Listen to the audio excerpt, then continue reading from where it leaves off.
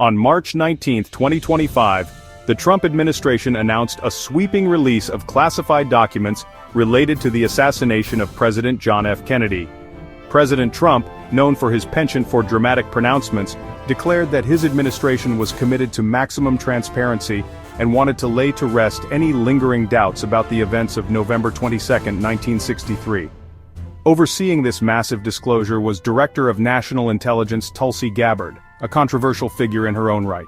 Gabbard, a former congresswoman and presidential candidate, had been appointed DNI by Trump in a move that surprised many. Her supporters praised her commitment to open government, while her detractors saw the move as a cynical ploy by Trump to appease his base.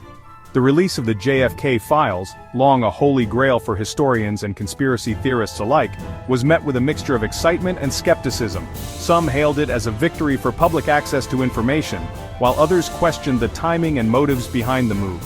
The sheer volume of documents released, tens of thousands of pages, was staggering, and it was clear that it would take months, if not years, to fully sift through the material.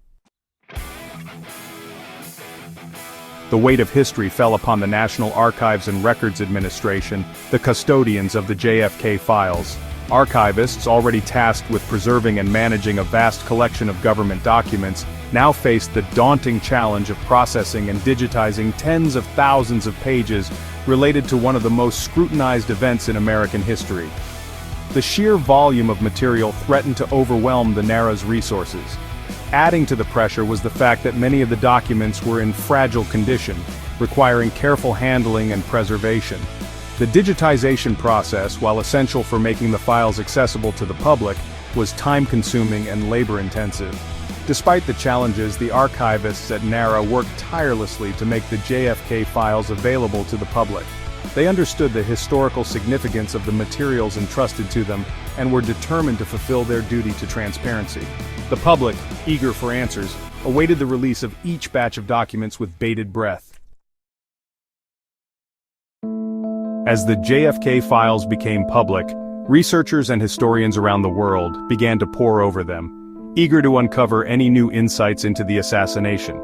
The documents painted a complex and often contradictory picture of the events leading up to and following Kennedy's death. One of the most intriguing sets of documents concerned Lee Harvey Oswald, the man officially identified as Kennedy's assassin. A 1991 document based on an interview with a former KGB officer stated that Oswald was not a KGB agent and was, in fact, a poor shot. This contradicted long-standing conspiracy theories that painted Oswald as a highly trained assassin working for the Soviets. Other documents provided glimpses into the Cold War context surrounding the assassination. Memos from the Department of Defense revealed the extent of U.S. involvement in covert operations aimed at destabilizing the Cuban government under Fidel Castro. These operations, some of which involved assassination plots against Castro himself, raised questions about whether they might have motivated a retaliatory strike against Kennedy.